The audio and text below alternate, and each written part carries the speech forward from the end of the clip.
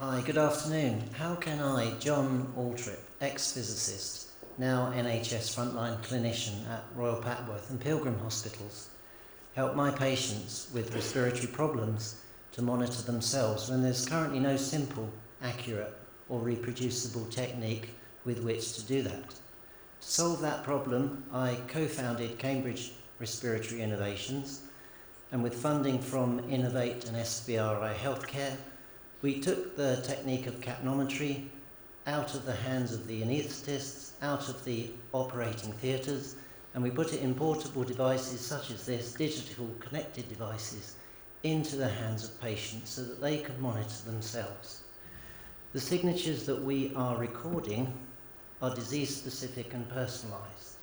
The metrics that we're extracting allow us to diagnose, to monitor, to optimise treatment interventions, and importantly, to predict the trajectory of diseases. So connected digital devices such as these are set to transform the pathways of respiratory disease management.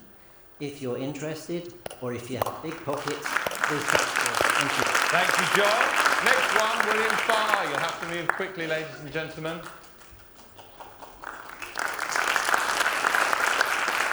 So this is like, what they're doing is the people who've got enterprising ideas, they keep them secret on the inside, they hide them, because if you're an entrepreneur in the NHS, you'll be squashed if you tell someone about it.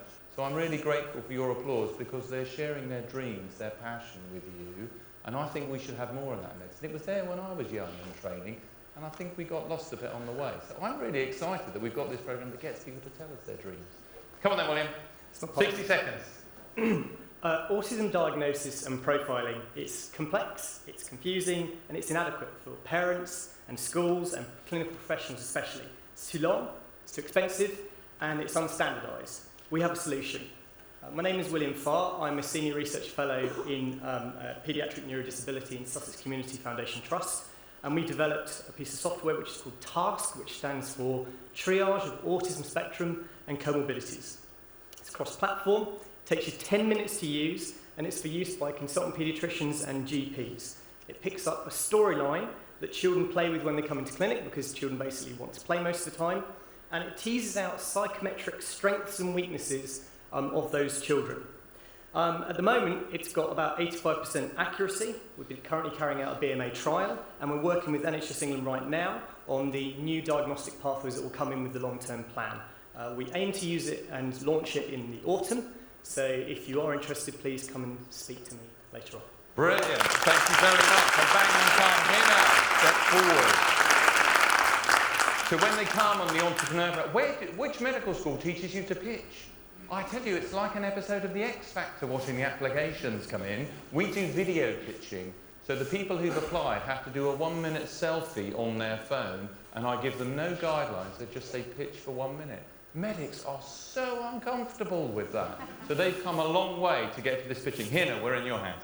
Thank you. Hello, my name's Dr. Hina Rafiq, and I'm the director and founder of the multi-award-winning non-profit Generation Medics. Generation Medics is a collective social movement that widens access to medical and healthcare careers for students from all social backgrounds. So what that means is we go into primary schools and work with children as young as 5, challenging gender stereotypes, go into secondary schools and sixth forms, helping young people to explore the 350 plus careers available in the NHS, providing mentoring and application support. We don't just stop there, we continue to support them through the community so that they can have successful careers in the future. Last year, collectively, we spent 13,000 hours providing meaningful interactions to young people. If you, your hospitals or your organisations are interested in getting involved with our movement, then please go to our website, generationmedics.org.uk. Let's change the NHS. Thank you. Brilliant.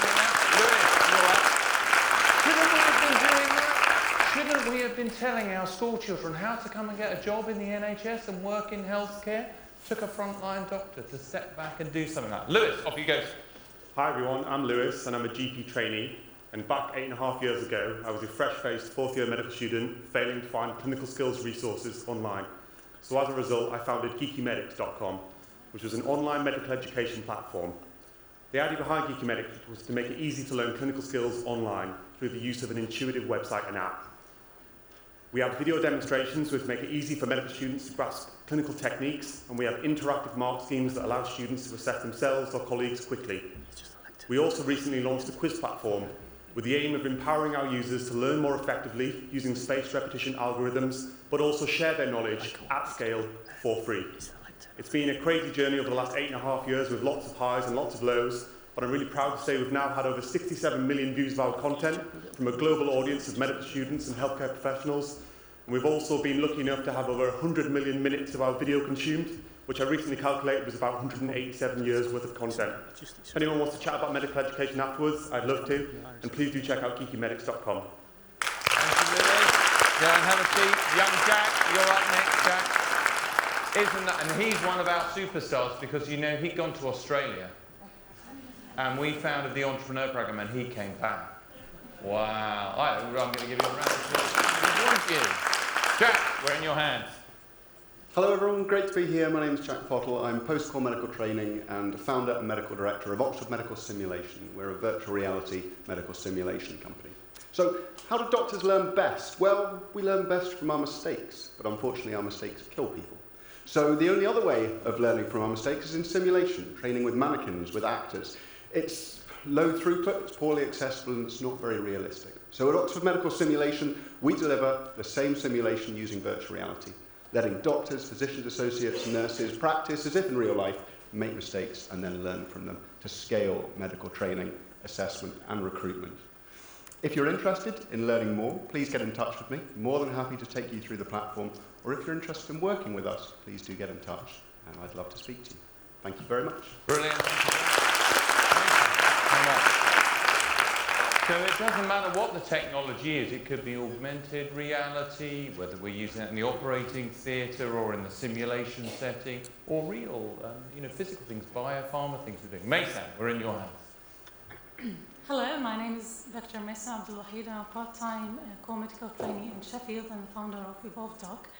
And I would like to speak on behalf of all the overseas trained doctors who newly joined the GMC every year, around 3,000, one of them from around the world.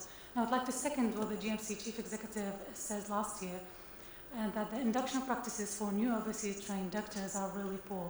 I remember when I first joined the NHS on my first shift, I was handed the bleep. I didn't know how to use it, and I was told, are you cover or take? I didn't know what that meant at the time. So I came to think this is not only stressful for the doctor, but it's also not safe. It is estimated that businesses lose around £37 billion every year because of poor induction practices.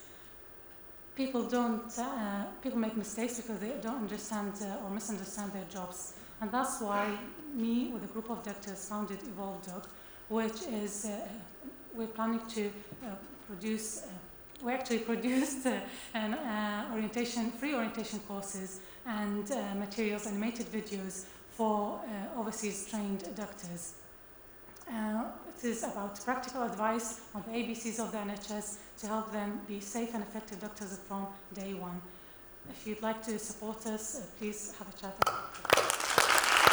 Off you go, Mason. Well done, Rajiv. While Rajiv is coming up, Mason was, overseas doctors have been the backbone of the NHS for a long time. We've taken the restriction off now, the government has, in the language thing, so we can get more doctors in with Brexit and other things happening. And Mason was so nervous at coming to talk to you today, she prepared a 2-minute video. And when they got here, they didn't know that I had to change things. And I said, you've got 60 seconds, you've got no slides, and you just pitch. So she did so well to come up here and pitch to you. Rajiv, we're in your hands, sir. Hi, my name's Raj. I'm originally from Manchester. I've just finished my medical school finals in London, and I'll be returning as an F1 to the Northwest. So I'm here to talk about 2 projects and how the Clinical Entrepreneur Programme has really supported me in developing those. The first is called Becoming a Doctor, which works to support aspiring medical students from across schools, colleges and charities, working with NHS trusts, supporting their work experience placements to give them the best opportunity for a place in medical school. We then broaden that out and we run the National Health Careers Conference. That's totally free for students to attend. We had over 1,000 people come to Manchester in October 2017, and we're expecting even more this September. So if you'd like to get involved as an ambassador, as a mentor, please do. My second project highlights something that I thought was, slightly odd. We have grand rounds across all hospitals. On my elective, I went to India, I went to Australia, a grand round everywhere, but the learning never left the room. So we ran international collaborative grand rounds, running a global grand round in which we used the power of social media to share that knowledge and involve not only students and professionals, but also patients in conversations around health and improving health education. Good lad, well done. Molly is next up. So they're doing really well. You imagine if you had a 2-minute talk prepared and half an hour before you turn up at the Royal College of Physicians conference and I do that to you. Shocking. Right, Molly, we're in your hands. Hi, I'm Molly Gilmorton, a recently qualified doctor, but I first became interested in health tech as a third-year medical student when I was working on service development of a fertility preservation service for children with cancer.